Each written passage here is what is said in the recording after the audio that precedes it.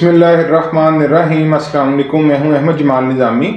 मुस्लिम league नून के कायद मियां मोहम्मद नवाज शरीफ का जलसा पाकिस्तान के तीसरे और पंजाब के दूसरे बड़े शहर फैसलाबाद में भी बुरी तरह फ्लॉप हो गया है और नून लीग को लेने के देने पड़ गए हैं। जबकि दूसरी तरफ एक और जस्टिस ने अपने ओहदे से इस्तीफ़ा दे दिया है। जजेस के ये इस्तीफ़े क्यों आ रहे हैं और आइंदा मज़ीद 3 इस्तीफ़े आने की गूंज क्यों है, इन सारे मामलात पर हम जायज़ा लेंगे, गुफ्तगू करेंगे और ये भी देखेंगे कि किस तरह आज FIA की तरफ से इमरान खान की बहन मोहतरमा अलीमा खान को भी एक नोटिस जारी कर दिया गया है। ये सारे क्या मामलात चल रहे हैं और आखिर क्या हो रहा है। इन सारे मामलात में एक बात तो देखनी पड़ेगी कि जिस कदर ये इमरान खान को मुसलसल सजाएं दे रहे हैं, इमरान खान के गिर्द घेरा तंग किया जा रहा है, पाकिस्तान तहरीक इंसाफ के उम्मीदवारों को इंतखाबी मुहिम तक नहीं चलाने दी जा रही और जो कुछ भी इस वक्त पूरे मुल्क के अंदर हो रहा है, ये सारी बात अब किसी को बताने की जरूरत नहीं। हर शख्स हत्ता के बच्चा बच्चा इस बात को जानता है। स्कूलों के बच्चों तक को इल्म हो चुका है कि इस वक्त पाकिस्तान तहरीक इंसाफ का रास्ता रोकने के लिए मुल्क में किस तरह आइन, जमहूरियत और कवानीन को पसे पुश डाला जा रहा है। लेकिन यहाँ पर हैरत की बात यह है, जिससे ऐसे महसूस होता है कि तहरीक इंसाफ के साथ इस वक्त कुदरत की हमायत है और ये तहरीक इंसाफ के खिलाफ जितने भी हरबे इस्तेमाल कर रहे हैं, हत्ता कि जिस तरह इमरान खान का जो मोहतरमा बुशरा बीबी के साथ निकाह है, इस पर इद्दत का केस भी कल रात गए तक अडियाला जेल में चलाया जाता रहा और जो कुछ हुआ वो सारी कौम जान चुकी है। उसके बाद भी ये केस चल रहा है और जिस तरह हर लिहाज से इमरान खान की पाकिस्तान तहरीक इंसाफ की तज़लील करने की कोशिश की जा रही है और जिस तरह हर एतबार से आवाम को पाकिस्तान तहरीक इंसाफ की हमायत करने से खाइफ किया जा रहा है, इसके बावजूद कोई ना कोई ऐसा मामला सामने आ जाता है जिससे उल्टा इन्हें ही लेने के देने पड़ जाते हैं।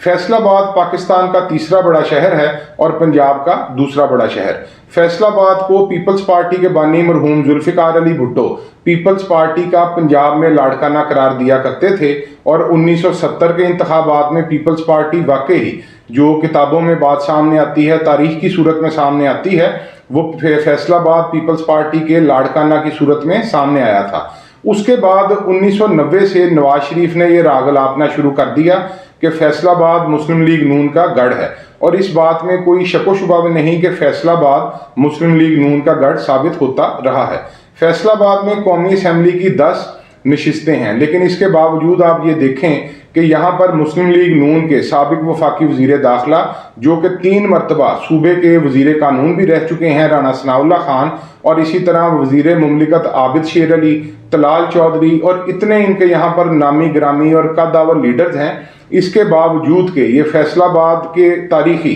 इकबाल पार्क धोबी घाट में मुस्लिम लीग नून के कायद मियां मोहम्मद नवाज शरीफ और पैटर्न इन चीफ मोहतरमा मरियम नवाज के जलसे को कामयाब बनाना चाहते थे। इसके लिए इन्होंने कई दिनों से जोर लगाना शुरू कर रखा था। पूरे पंजाब से और ख़ास तौर पर फैसलाबाद डिवीज़न के दीगर 3 अजला टोबा टेक सिंह, झांग, चनियोट और गिरदो नवा से हत्ता के मियाँ वाली भक्कर तक से लोगों को यहाँ पर बुलाया जा रहा था। पार्टी के मुख्तलिफ ओहदेदारान, पार्टी के टिकट होल्डर्स की ये ड्यूटियाँ लगाई गई थी कि वो यहाँ पर ज़्यादा से ज़्यादा आवाम को लाएं, लेकिन मुस्लिम लीग नून का जलसा फैसलाबाद में बुरी तरह फ्लॉप हो चुका है। इस वक्त ये ट्विटर पर टॉप ट्रेंड है। मुस्लिम लीग नून के कायद मियां मोहम्मद नवाज शरीफ फैसलाबाद के तारीखी इकबाल पार्क धोबी घाट को भी भरने में बुरी तरह नाकाम हो चुके हैं और इस जलसे के दौरान ना तो मुस्लिम लीग नून कोई अपना बड़ा एजेंडा दे सकी, मंशूर दे सकी और सिर्फ मेट्रो बस और मेट्रो ट्रेन के ऐलान तक ही महदूद रही, लेकिन ये जलसा बुरी तरह नाकाम हो गया और इस जलसे में जो शुरका की तादाद थी वो इतनी कम थी, चाहे इसे कैमरे की आंख के जरिए जितना मर्जी बढ़ा चढ़ा कर दिखाया गया और मीडिया को जितना मर्जी मैनेज किया गया, ये जलसा बुरी तरह फ्लॉप हो चुका है,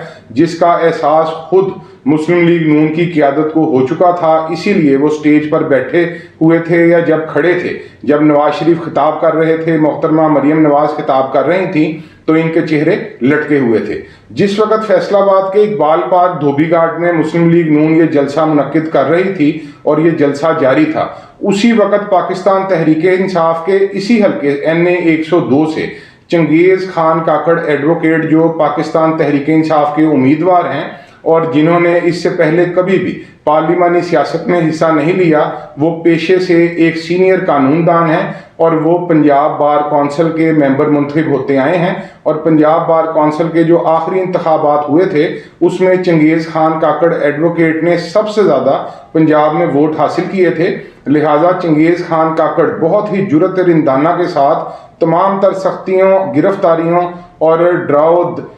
کے باوجود وہ اپنی انتخابی مہم چلا رہے ہیں۔ اور جس وقت یہ جلسہ ہو رہا تھا، اس جلسے میں اتنا مسلم لیگ نون کے شرکا میں جوش و خروش نہیں تھا، جبکہ اس جلسے سے صرف چند قدموں کے فاصلے پر فیصل آباد کے تاریخی گھنٹہ گھر سے ملحقہ کچہری بازار میں چنگیز خان کاکڑ اپنی ایک انتخابی ریلی لے کر نکلے تھے۔ اس ریلی میں ہر طرف عمران خان زندہ باد، پاکستان تحریک انصاف زندہ باد کے نعرے گونج رہے تھے۔ فیصل آباد کے 8 بازاروں میں پاکستان تحریک انصاف، PTI اور عمران خان زندہ باد کے نعروں کی گونج تھی۔ ہر طرف سے لوگ پھولوں کی پتیاں نچھاور کر رہے تھے، اور دوسری طرف یہ عالم تھا کہ جو journalist, social media journalist, YouTubers یا جو مختلف جرنلسٹ تھے، وہ جلسہ گاہ یا اس سے باہر جب لوگوں سے پوچھ رہے تھے کہ وہ کسے ووٹ ڈالیں گے، تو ان کی اکثریت، جیسا کہ پہلے بھی مختلف جلسوں کی صورت میں سامنے آتی ہے، وہ یہی تھی کہ وہ پاکستان تحریک انصاف کو ووٹ ڈالیں گے۔ اب یہاں پر یہ سوال بہت زیادہ اہم ہوگا کہ فیصل آباد کے اس اقبال پارک دھوبی گھاٹ میں جلسہ گاہ میں جو شرکا آئے، یہ کس طرح جلسہ گاہ میں لائے گئے اور اس کا معاملہ کیا تھا۔ ایک معاملہ تو یہ ہے جو ہم نے بتایا کہ مختلف جو مسلم لیگ نون کے عہدیداران تھے، ٹکٹ ہولڈر تھے، ان کی سینٹرل پنجاب میں، پورے کے پورے سینٹرل پنجاب میں ڈیوٹی لگائی گئی تھی کہ وہ زیادہ سے زیادہ لوگوں کو لے کے آئیں۔ دوسری طرف فیصل آباد ٹیکسٹائل انڈسٹری کا گڑھ ہے، جس کی وجہ سے فیصل آباد کو پاکستان کا مانچسٹر بھی کہا جاتا ہے۔ مسلم لیگ نون نے فیصل آباد chamber of commerce and industry, power loom honours ایسوسی ایشن اور اسی طرح جو پاور لومز کے مزدوروں کی مختلف تنظیمیں ہیں، مالکان کی مختلف تنظیمیں ہیں، اسی طرح جو کاٹن یارن ایسوسی ایشن ہے، سوتر منڈی وغیرہ کی تنظیمیں ہیں، ان سب سے زیادہ مزدوروں کو جلسہ گاہ میں لانے کی ڈیوٹیاں لگائی تھیں، ان سے اس بارے میں بات کی تھی اور انہیں امید دلائی تھی، یقین دہانی کروائی تھی کہ آئندہ جب بھی حکومت قائم ہوگی، نواز شریف پاکستان کی ٹیکسٹائل انڈسٹری کو بھاری امداد دیں گے، سبسڈی دیں گے۔ اور جیسا کہ اسحاق ڈار کل بھی ایک نجی ٹی وی چینل کے پروگرام میں یہ کہہ چکے ہیں کہ جو IMF ہے وہ بجٹ کے اندر جو سبسڈی ہوتی ہے اس سے نہیں روکتا، تو یہ سارے لالچ دیے گئے امارات کا ان کو ساری امید دلائی گئی اور اس کے باوجود یہ جلسہ بری طرح ناکام ہو گیا ہے۔ فیصل آباد، جیسا کہ ہم نے پہلے بتایا، یہ پنجاب کا دوسرا بڑا شہر ہے۔ مسلم لیگ نون کے قائد میاں محمد نواز شریف فیصل آباد کو مسلم لیگ نون کا ہمیشہ سے ہی گڑھ قرار دیتے آئے ہیں، اور فیصل آباد کے اندر مسلم لیگ نون کو اس حد تک عوام کی طرف سے نظر انداز کیا جانا اس بات کا ثبوت ہے کہ نواز شریف اگر چوتھی مرتبہ ملک کے وزیر اعظم مسلط بھی کر دیے گئے تو ان کے ساتھ عوام کی کسی طور پر نہ تو ہمدردی ہے، نہ حمایت ہے، اور اس انداز میں وہ کسی طور پر بھی آئندہ ایک کامیاب حکومت نہیں چلا سکیں گے۔ فیصل آباد کے جلسے میں مسلم لیگ نون کو آٹے اور دال کا بھاؤ معلوم ہو گیا ہے۔ مسلم لیگ نون کے اس سے پہلے فیصل آباد کے اقبال پارک دھوبی گھاٹ میں مختلف جلسے ہوتے رہے ہیں۔ مثال کے طور پر جب جنرل پرویز مشرف کے دور اقتدار میں 2007 میں نواز شریف جلا وطنی کے بعد پاکستان واپس لوٹے تھے، تو اس وقت فیصل آباد کے اقبال پارک میں جو جلسہ ہوا تھا، اس نے جنرل ریٹائرڈ پرویز مشرف کو بھی ہلا کر رکھ دیا تھا، اور اتنی بڑی تعداد میں عوام شامل ہوئی تھی اس جلسے میں، جس پر مسلم لیگ نون نے بغلیں بجائی تھیں اور یہ کہا تھا کہ آپ عوام کو دیکھیں کہ عوام کی اکثریت، پنجاب میں عوام کی اکثریت مسلم لیگ نون کے ساتھ ہے، لیکن اس وقت یہ صورتحال ہے کہ مسلم لیگ نون نے دھوبی گھاٹ، جس کو پہلے ہی مختلف جب اس کی تعمیر ہوتی رہی، اس کو مختلف انداز میں ڈیزائن کیا جاتا رہا، یہ ایک تاریخی اقبال پارک دھوبی گھاٹ ہے جس میں بانی پاکستان حضرت قائد اعظم محمد علی جناح نے بھی قیام پاکستان سے پہلے تحریک پاکستان کے دوران ایک بہت بڑے تاریخی جلسہ عام سے خطاب کیا تھا اپنے دورہ فیصل آباد کے دوران۔ پیپلز پارٹی کے بانی مرحوم ذوالفقار علی بھٹو، پیپلز پارٹی کی تاحیات چیئرپرسن محترمہ بے نظیر بھٹو، اصغر خان اور جتنے بھی بڑے بڑے عوامی لیڈر مختلف اوقات میں ابھرتے رہے، وہ فیصل آباد کے اسی تاریخی اقبال پارک دھوبی گھاٹ کا رخ کیا کرتے تھے۔ یہ جیسا کہ ہم نے پہلے کہا کہ اس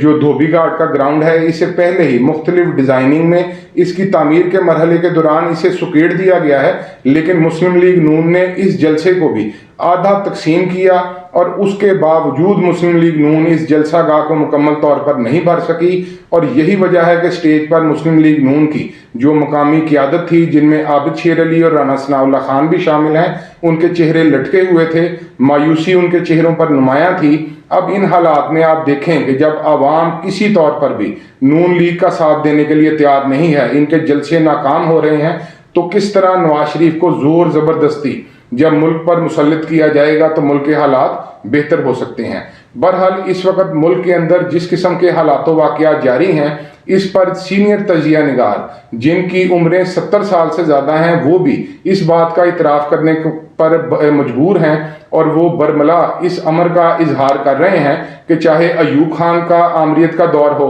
جنرل ضیاء الحق کی آمریت کا دور ہو، یحییٰ خان کی آمریت کا دور ہو، یا پھر جنرل پرویز مشرف کی آمریت کا دور ہو، اس وقت پاکستان تحریک انصاف کے خلاف جو حربے اختیار کیے جا رہے ہیں، اس سے پہلے کبھی بھی اتنی زیادہ سختی نہیں ہوئی، اس قسم کے حربے اختیار نہیں کیے گئے۔ اور پھر جس طرح پورے کا پورا نظام اس وقت عمران خان کی جیسے کہ بہن محترمہ علیمہ خان کو بھی ایف آئی اے نے نوٹس جاری کیا، اس سے بھی ساری صورتحال سامنے آتی ہے۔ جیسے محترمہ بشرا بی بی کے حوالے سے سارے معاملات آئے اور بنی گالہ کو سب جیل قرار دے کر انہیں وہاں پر رکھا گیا ہے، اور اس پر بعد ازاں مسلم لیگ نون کو ایک سیاسی بیانیہ دیا گیا، پی ٹی آئی کی ساری اپوزیشن جماعتوں کو ایک بیانیہ دیا گیا کہ وہ پی ٹی آئی کا اس پر تمسخر اڑائیں کہ پی ٹی آئی کی کارکن خواتین جیلوں میں ہیں اور محترمہ بشرا بی بی بنی گالہ کے اندر ایک محل نما گھر میں رہیں۔ اس پر پہلے پاکستان تحریک انصاف کا جو موقف تھا کہ انہیں بنی گالہ کے ایک کمرے تک محدود کیا گیا ہے، اب پاکستان تحریک انصاف کے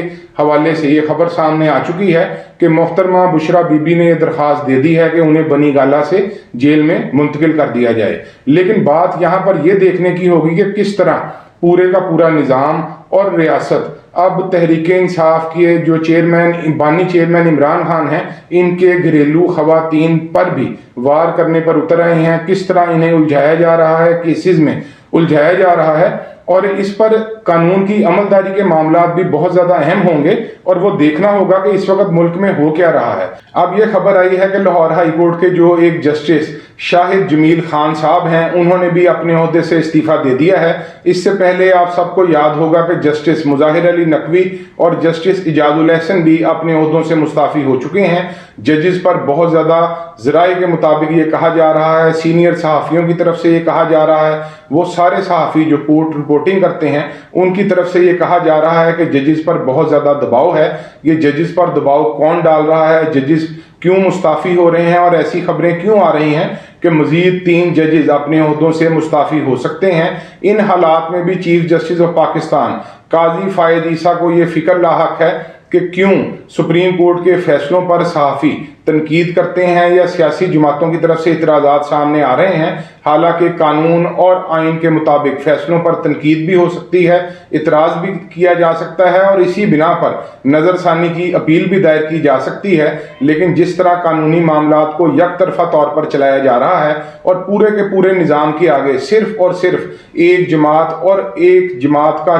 بانی چیئرمین ہی ہدف پر ہے، تنقید کے نشانے پر ہے، اور سارے کے سارے ظلم و جبر اور ریاست کے اقدامات اس کے خلاف اٹھائے جا رہے ہیں، تو ان حالات میں آواز تو اٹھے گی، اسے کسی طور پر دبایا نہیں جا سکتا۔ اور جس طرح جسٹس شاہد جمیل خان صاحب نے بھی استعفیٰ دے دیا ہے، انہوں نے اپنے استعفے کے اندر ہی حضرت علامہ اقبال رحمۃ اللہ علیہ کے ایک غزل کے مختلف اشعار لکھ کے ساری صورتحال واضح کر دی ہے۔ انہوں نے اپنے استعفے میں لکھا کہ آزاد کی ایک آن ہے محکوم کا ایک سال، کس درجہ گراں ہے سیر ہیں محکوم کے اوقات، آزاد کا اندیشہ حقیقت ہے منور، محکوم کا اندیشہ گرفتار خرافات، محکوم کو پیروں کی کرامات کا سودا ہے